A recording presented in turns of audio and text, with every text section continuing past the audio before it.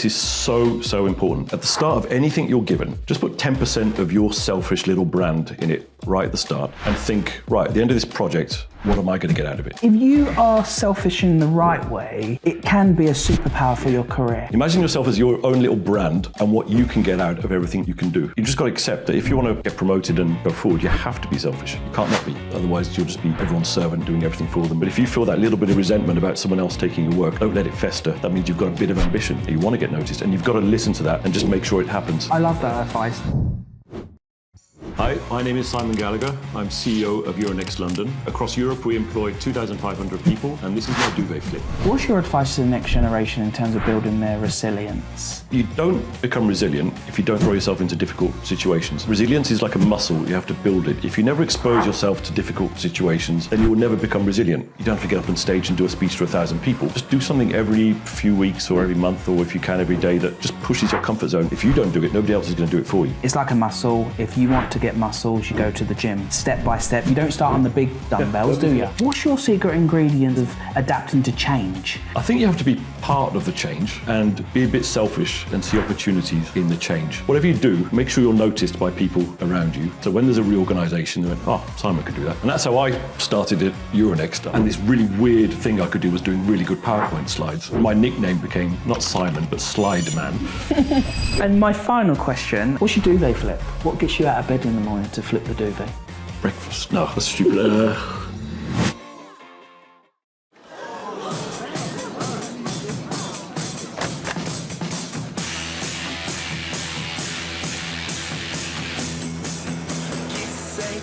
Che poi gira largo da me, non sai che oramai è finita con te. Tu sei quella che mi fa passare soltanto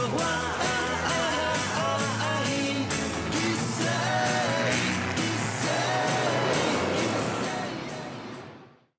Simon, welcome to my duvet flip. How are you? Very good, thanks for having me. Well, thank you for coming over for a cup of tea and a chat about your career and about everything you do. And I'm so fascinated by your industry and what you do in terms of Euronext London, because I've got so much to learn, and I know the audience are going to learn how do you manage your career. You've been at Euronext 23 years? Yeah, just over 23 years now. So I'm a bit of it's been a long stint. So if there's anyone we need to speak to about consistency, resilience, it's you, right? 23 Perhaps, years. yeah. I'm one of the old timers now in the company. But in those 23 years, I've literally changed job every 2 or 3 years, and the company has transformed and grown immensely. And I've just been so fortunate to grow with the company, and to my career has followed the trajectory of the company, and it's been the most wacky, crazy ride I could possibly have imagined, and it's been immense fun. Let's start there. We're going to talk about first job, how you got into things, but I want to start, because you've started the conversation now, we've got a cup of tea, is what's your secret ingredients in terms of adapting to change? Because a lot of people get worried about change. When I love change, I think if we can adapt and change, great. You've changed every couple of years. What's your secret sauce for us? I think you have to be part of the change and be a bit selfish and see opportunities in the change. When I first joined, I joined in just around the corner in London, 2001. And I always made sure, it's like whatever you do, companies changing, make sure you're noticed by people around you and senior managers. So when there's a reorganization, they went, oh, Simon could do that, or so-and-so could do that, or get involved in project. So I think the key to ride that journey of change. It's a lot to do with what you know and what you do and so on. But the key is that we all work for people and human beings, and it's making the right links and network internally really early on in your career, just to get noticed in a very modest way. But it's like putting your hand up. Oh, I can do that for you. I can do that. I'll do those slides. And that's how I started at Euronext. I was a rare English speaker at the time in the company. I was 28. And this really weird thing I could do was doing really good PowerPoint slides. And my nickname became not Simon, but Slide Man. And that gave me access to a lot of big bosses. I went, oh, come on. And I was doing all these slides for all these big bosses, and I was learning from them at the same time. I was like, why that, why that, why that? And that was like sort of the first little thing that sort of gets you on the conveyor belt. And I remember at the sort of the end of that very early career, I ended up in the big boss's CEO office, like this really big French sort of president. And I started writing these speeches for him, and I got into his brain, and I was like, wow, what a guy. And these little subliminal messages he's passing on, and I was just like a sponge, like learning everything I possibly could from whoever I could do these slides for. And then, so that was kind of like a 3-year sort of initial period at Euronext, which sort of got you noticed. And I think another thing, which I always say to my teams, especially the younger members, really early on, is like, try and have a unique selling point, no matter how stupid it is. You know, you can be average at everything, that's fine. But no matter how stupid it is, just be brilliant at one thing. And that is your unique selling point. That's a little hook people can remember you by. And my little hook, where back when I was 28, was doing, seems stupid now and quite, but it was doing these slides. And I was like very aware of that. And I was like, right, this is a bit, it's not the most glamorous work, but it gave me that access in. I think that is absolutely brilliant, tangible advice. Find your unique selling point, be good at something. Obviously do your day job and what you're there to do, but if you have one thing that you can be noticed for, then that will do the talking, right, and the bidding. That's your calling card. That's why people open doors for you internally. And then after that, I got really involved in, it's pretty geeky, boring stuff, regulation. I didn't find it boring, but for 2 years, that's all I did. And that was my calling card then. And I used to get dragged around Brussels, meeting all these MEPs and important people. And again, learning from them. And I was the one writing everything up.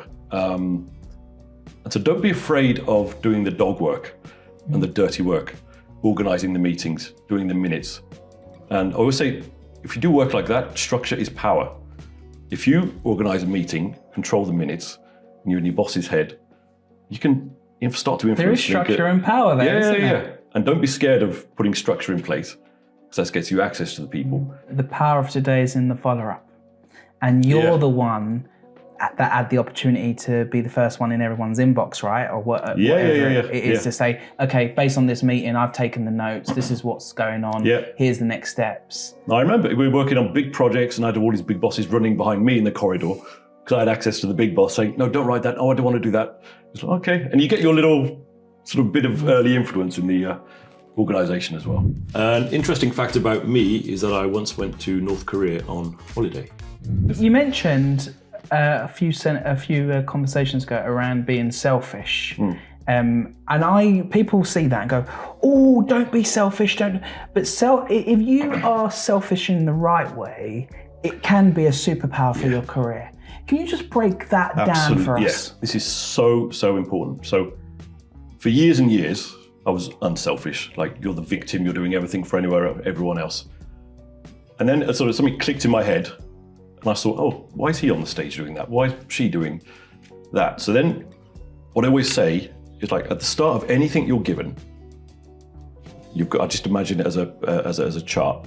Just put 10% of your selfish little brand in it right at the start, and think, right, at the end of this project, what am I going to get out of it? And that's not a selfish thing. It seems selfish to me. Some people, it comes really naturally, but otherwise you're never going to get credit for what you're doing. You never get credit when you're managing teams. Get them the credit they deserve. So just keep a little bit of your brain. It could be, right, I need this, a PowerPoint presentation for a client. Just think, oh, can I present that? Okay, I'm going to try and see if I can present that. So imagine yourself as your own little brand and what you can get out of everything you can do. There's some people trademark parts of it. Yeah. Some people, this comes naturally and they don't need to be selfish because they don't know they're doing it sometimes. Yeah. But if you're one of the types of people who are a bit more modest and just like helping out and being a team player, then you can sometimes fall into this. You're just serving everyone else all the time, and then you get a vicious cycle of just being a victim. Sometimes, and you get really bad sort of place in your head. And for those who don't know whether they're just naturally selfish or they're a bit modest and victim, how can they self-reflect to see which one they are?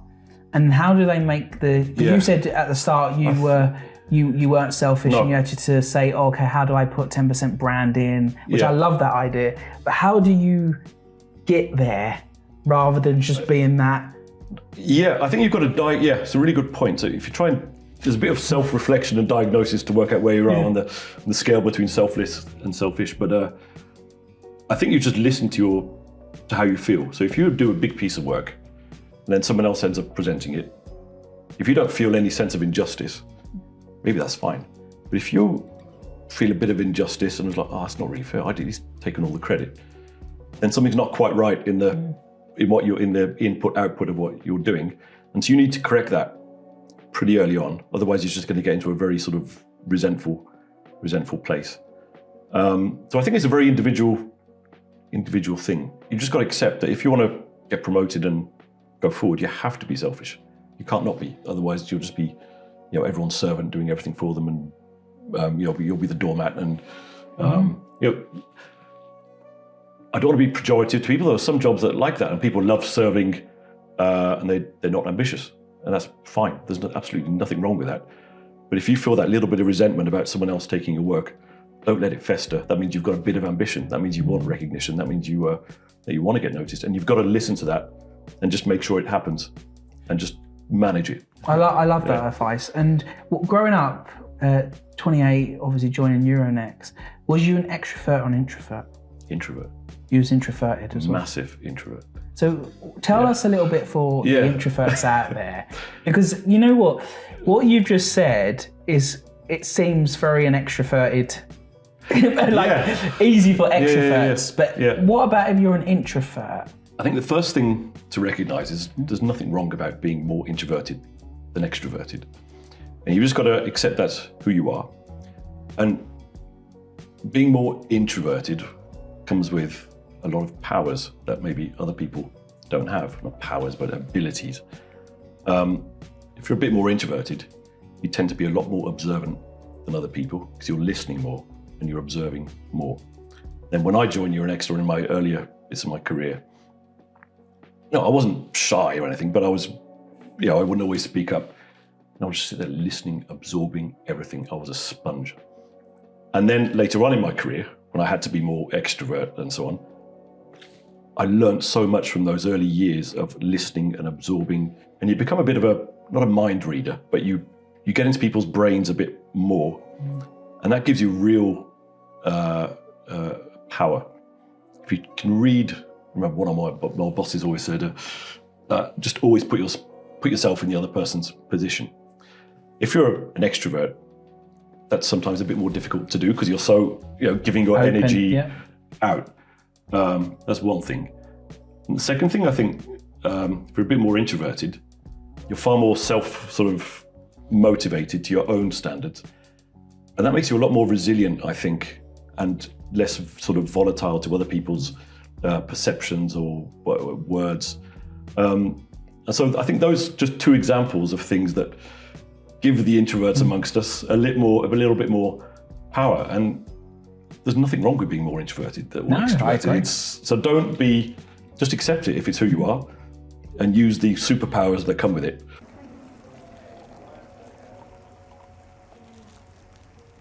Career resilience. We've seen in our data, our 25 million insights on our youth that we have, that resilience is at an all-time low. Yeah. Confidence is at all-time low. Encouragement is at all-time low. What's your advice to the next generation in terms of building their resilience? What do they need to do? Yeah. I think you don't become resilient if you don't throw yourself into difficult situations. Resilience is like a muscle, you have to build it. If you never expose yourself to difficult situations, tense situations, nervous situations, then you will never become resilient. And you have to accept that. So if you want to build your resilience, you have to expose yourself, expand your zone of comfort little by little, every day or every month, and do things you're uncomfortable doing. And then you get used to it. I remember early in my career, I was just managing these huge industry committees. I was absolutely proverbial, whatever. Before the meetings, the next time I did it, I was like, oh wow, third time. Oh, and then the fourth time, I'd negotiated this big peace treaty between the banks and the exchanges for something pretty geeky, but you have to realize it's important, and then just little baby steps sometimes. If you're not, you don't have to get up on stage and do a speech to 1,000 people, but maybe just do something every few weeks or every month, or if you can every day, that just pushes your comfort zone. And you realize that is a capital that can be built up. And it's your responsibility to build it up. If you don't do it, nobody else is going to do it for you. And you can really start with little steps in everyday life to increase it. How you explain resilience is like a muscle. It's probably the best way it's been explained on the show. Right. And you've made it so simple to actually, it's like a muscle. If you want to get muscles, you go to the gym. If you want to build resilience, you put yourself into something step by step. You don't start on the big dumbbells, do you? Yeah, exactly. Start on the little plastic ones. You start with and you grow it. And I think that's a brilliant way to kind of look at resilience. Some think they have more resilience than others. Sometimes people can be less self-aware than others and think they can run a bit faster, but that's great. That's how the world moves on. People thinking they can do great things, but to those people, just be careful. You're not burning yourself out, and you're not. So just have some sort of checkout time, me time, checkout time. How do you put it in? How do you balance it into your schedule when you've got 300 things going? And no matter what you're doing, what project you're working on, you've got lots going on. Basis, I think, for keeping that right balance is sort of don't be too scared to be yourself at work, or find people at work who you can sort of relax with. Humor is the best tool for diffusing any situation. And so I think having a group of confidants, close friends at work who you can relax with is the first thing. So not making this binary black and white definition between the two, because some people like that, but for me, I can't cope with that. But and after that, for some people, a lot of us are sitting in office jobs, sitting down just all day, and it's been proven over and over again that doing some physical activity, walking the dog, running, going to the gym, where you're not thinking about the Excel sheet or the PowerPoint or the strategic plan or whatever, is really mentally does a lot of good. We're Homo sapiens, we're meant to be in caves running around hunting and gathering, not in front of an Excel sheet. And then, it gets simpler as you get a bit older. I used to do music and I don't have the time anymore for all that, but the number one thing is just hanging out with your friends and just your social life, I think, outside of work. Find out what works for you. Yeah. That doesn't have to be black and white, and it can be a blended approach. Find friends at work. Yeah. And check out with yourself when you need to. Yeah. So an interesting fact about Euronext is that we process over 10 billion euros worth of transactions a day, and that all these transactions are matched and powered through green renewable energy, notably solar panels and the river Brembo in northern Italy. Tell me a little bit about what Euronext does, and why is it a good place for people to start their career, whether you're 20 or 28 or 40. Tell me what it's all about. So companies like Euronext, where we started off as a stock exchange, and stock exchanges have existed in sort of what they do for hundreds and hundreds and hundreds of years. So there are two sort of primary functions. If you set up a company and you need capital to invest in that company, you can sell bits of your company, the shares in the company, to third parties. And then this is what used to happen. You're a bakery around the corner in Pudding Lane or whatever in the city. You're like, right, I need money to do this and grow this business. You're going to get partners and shareholders in your business. That can happen privately, or it can happen in a public way, where Jack PLC would list on a stock exchange, and he would call for investors across everyone. So that's the first function of a company, of a stock exchange, is to fund companies and their growth. And then the second part of what a stock exchange has done is once Jack PLC is listed, your shareholders can sell their shares, and other people want to get into your growth story, and you can change and sell stocks and shares for money. And this is what we call the secondary market, which is probably most of the activity of what a stock exchange does. So the function of a stock exchange has existed since time immemorial. What's happened recently is as economies have grown, as we've become more automated, IT driven, as investments have grown, stock exchanges now are very, very big, sophisticated IT companies. And so, a few tens of years ago, we'd have, a few thousands of transactions on Euronext markets. Today, there are millions and millions and millions of transactions So occurring. about 10 billion a day. Yeah, so we process 10 billion of transactions a day. And this does not occur like you see the hand signals. You remember the old pits? Yeah, They still exist on the New York Stock Exchange. The paper waving. Yeah, all that business. That's mostly gone now.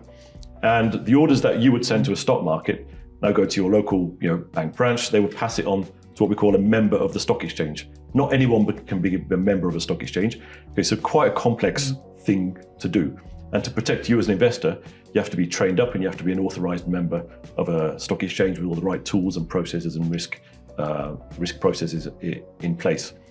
And so a stock exchange today, if you look physically at what Euronext is, it is a massive, massive football pitch of a data center in northern Italy, as I said earlier, powered by the river and in the sun. And all those millions of transactions come in every day, and we find a price between the buyers and the sellers. Once that price occurs, then there's a process called novation happens immediately in the order book, where we have a little kind of insurance company called Euronext Clearing, which makes sure that if you're buying or selling, you'll get delivered your money or you'll get delivered your shares if the other person goes bankrupt or goes bust. Wow. And so a crucial second function of Euronext is to make sure people get paid. It doesn't often happen, but you may remember something called the Lehman fail a few years ago when a big US investment banks went bust. Yep. The consequences of that were managed by the clearinghouse, what we call the clearinghouse of that at the time. So that's the second function of what a stock Euronext does. And then the last bit, it's real in the back office, but for you to make sure the physical proof that Jack PLC belongs to this person has to be noted down somewhere. And so we call that the settlement custody phase, where there are big servers which say so-and-so owns this, and in return for owning this, the money has been paid to the seller. And so that's kind of the three things. And when did you start your kind of journey at Euronext out of those three? In the trading bit. So Euronext is about 20 years old, and we were founded around the time of the euro, when Europe realized it needed to integrate its fragmented market structures, like I just said. And when I joined Euronext, it was just the most amazing, optimistic time in financial markets. The euro had just was being rolled out. And for the first time, we were merging national stock exchanges. And so national stock exchanges often get seen like, every country's got its airline, its stock exchange, and there's a lot of national sentiment behind these things sometimes. But no, the three founder countries of Euronext said, as part of the European project, we're going to merge our stock exchanges, our clearinghouse and our settlement into one entity, which was all sort of part or closely related to the Euronext group. So I joined at that time when we were basically creating this new company for the first time, a European stock exchange. And so the company has grown massively over the last few years as European integration has occurred, and people need a simplified way to trade European stocks without going on each national stock exchange. What does like a typical day look like for you? And I pause when I say that, because being a young leader myself, knowing that a typical day is what you set out it to be, changes halfway through sometimes. Yeah. But what is like your objective as the CEO? So a lot of it is involved with the governance of the group. So probably a quarter or a third of my time is sitting on different boards, committees of the group with all the subsidiaries and so on, which is it's great. You get to see what's going on. Second bit is the day-to-day life of the office, and this is really important to me that people turn up in Euronext London and they're happy, they have a great place to work. So it's all that sort of local HR sort of component, which is probably the fun bit. And the third bit is about interacting with our stakeholders in the City of London. So most of our customers are still based here in the city in Canary Wharf. There are massively influential trade associations still in the city. So although we don't have a physical stock exchange here, it's crucial we interact with these players to make sure our interests are represented and that we take into account their interests as well. So it's a lot of meeting people, telling Euronext's story, and supervising locally all the different businesses we have in London as part of the Euronext. That's great to hear, like a breakdown, because a lot of young people won't know what like a CEO does. Yeah. So not many slides anymore. Not as much. Not as much. I've really lost my touch. I'll tell you, that was it Monday. And someone was away, so I had to do my own slideshow. And I was like, PowerPoints changed, and I had this panic attack. It was like make it like it was in the late 90s. Have you passed the baton on to someone in the London office? A few people. Yeah. No, I did. Yeah. There's a few people, not in the London office, but when I was working in the Paris office, I gave my little secret sauce.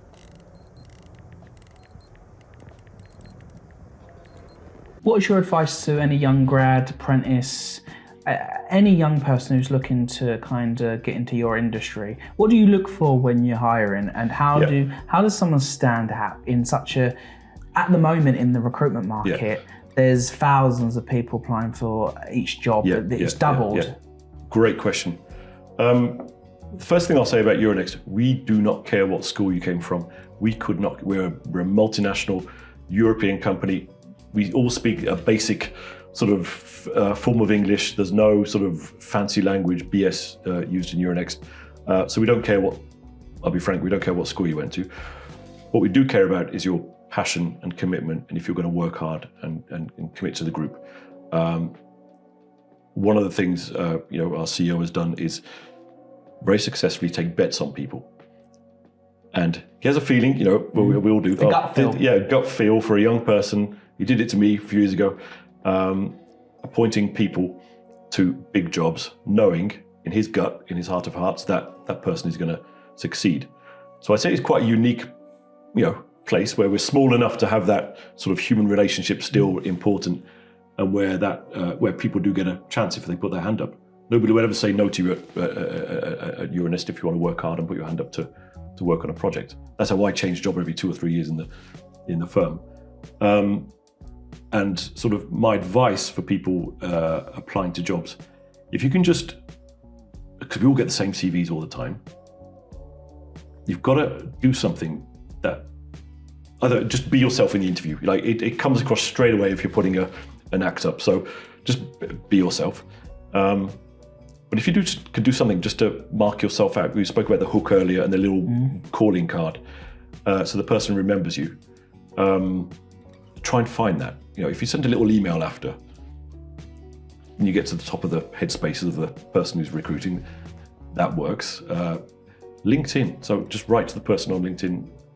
By the way, I've submitted my CV to blah blah, your HR department. I personally look at those and I go, okay, make sure we've got this person. Just little things like that, and really research the company before you go in and ask questions about the company at the end. Talk to me about that, because I think they're two really fascinating parts. Is what do you research in the company? Like when you go and research a company, what are the key things? Because you could do so much research, but also, I know that your company was built in 1988, but what do you think is 2 pieces of research that would show that you've done your research? Just read the annual report. It's doable in 2 hours. Do a recent press review of what's happening in the firm. So I saw you did this. That's what you have to say. I saw you did that deal. Break those 2 things down. An annual report is... So the annual report it's published on an annual basis. And it's like the review for the shareholders of everything that's happened in the company in the year. So there's 2 parts. One is all the numbers. So the revenues, the costs, the balance sheet, the cash flow, and everything that affects that. And then you have a qualitative description of everything the company's done over the year. Like we invested in this, we moved into this country. So you're aware of basically what the firm does, but could be 6 months, 9 months out of date. And then just go on, the internet, select news, any recent deals I should be aware of. So, because if you walk into an office and they've just done the biggest deal in, I don't know, say Amazon and Google have just merged, and you're not aware of it, you look, that's not a good... I think you're not good. Yeah. Can I add a third one? Yeah, you can add as many as you just want. one more. Simon, it's your show. And it's just on the person who's interviewing you. Like LinkedIn is like such a tool now. Just go and look at the person's profile. And I've been interviewing and went, you went to this university, okay. And it doesn't mean much, but it just shows it's slightly little flattering for the person that you just go and look at their LinkedIn site. So I think those are the 3 things for research. And then just at the end of the interview, you always get asked any questions, and just think of some clever questions like if I was in this person's shoes, I would be thinking about this. So what is your strategy for? I saw in the annual report you invested 100 million in an Indian offshore thing. is that going? What's your policy with nearshoring and offshoring kind of thing? There's some general questions which are pretty easy to come up with, which gets the person thinking, oh yeah, and you just make your interviewer think a little bit and engage with you intellectually, and then you maybe get into a conversation. So smart questions, so not like, what time's lunch? No, yeah. And don't ask, what's your work from home policy? Don't ask, like, what benefits do I get? Don't ask the little things. You're off straight away. When do you ask those types of questions? That's in stage 2, 3, once. So there is a time for it, but not now. Which is fair. But it's not the place. Here, these are the big issue questions. Can we get on? You're not going to zoom in. It's like, oh, can I go for, I have my yoga class at 2:30 on Thursday. Is that okay?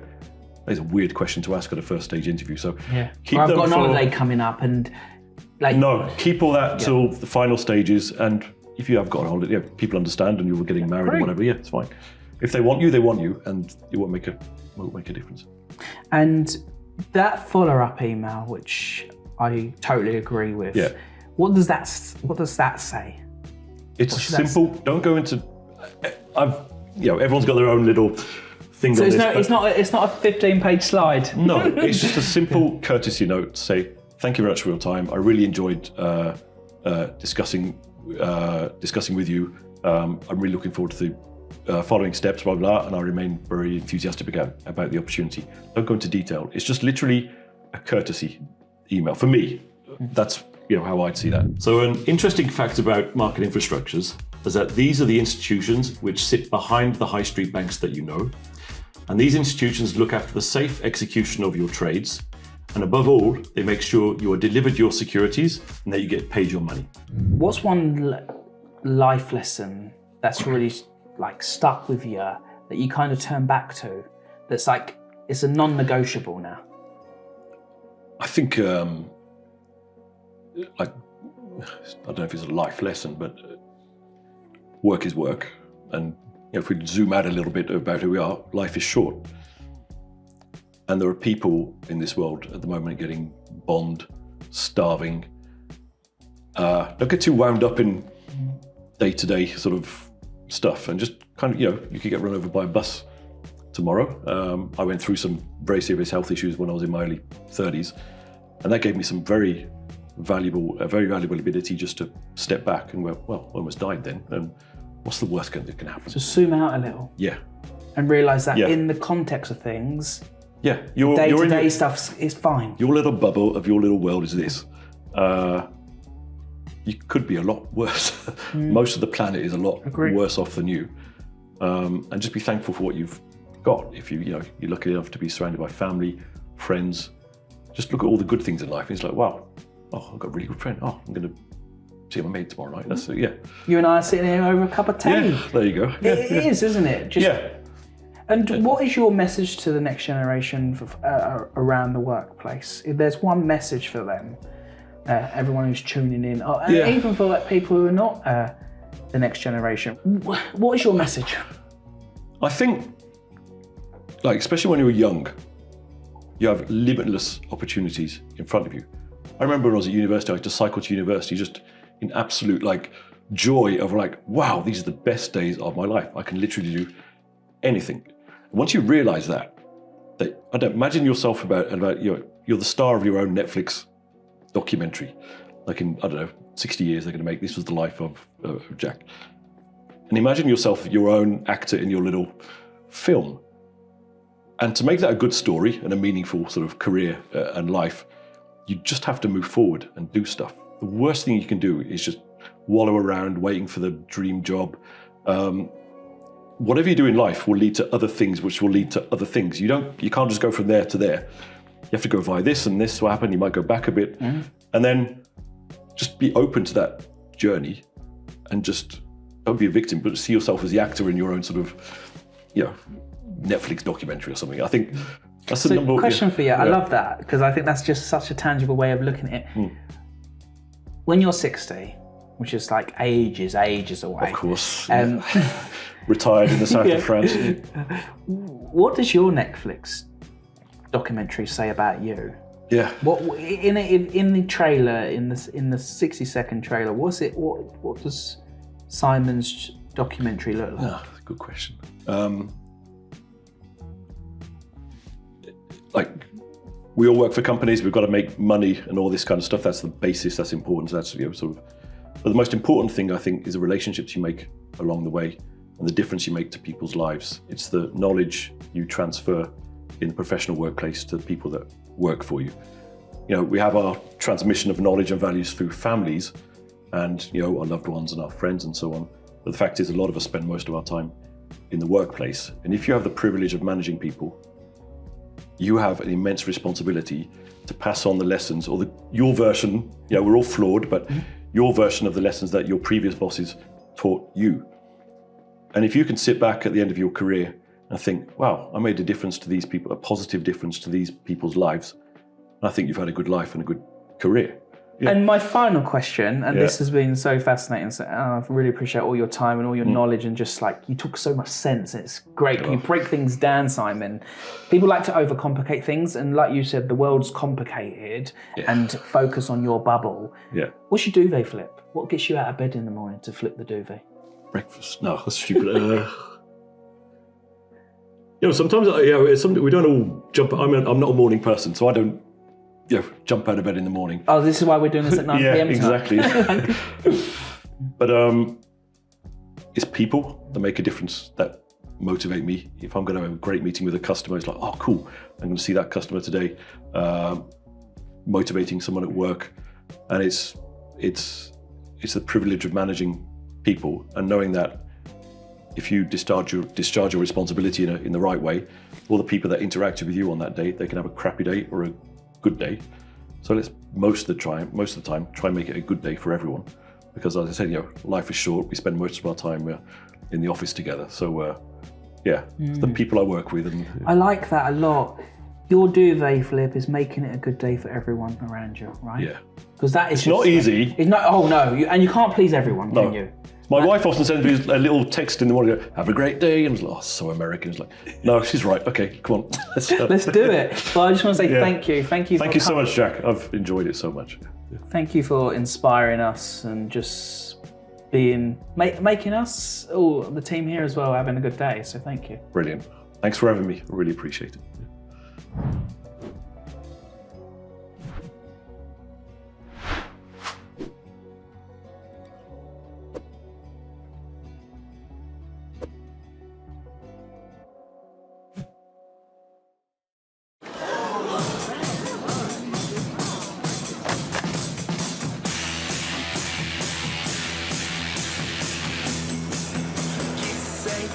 Che vuoi gira largo da me, non sai che oramai è finita con te. Tu sei quella che mi fa passare soltanto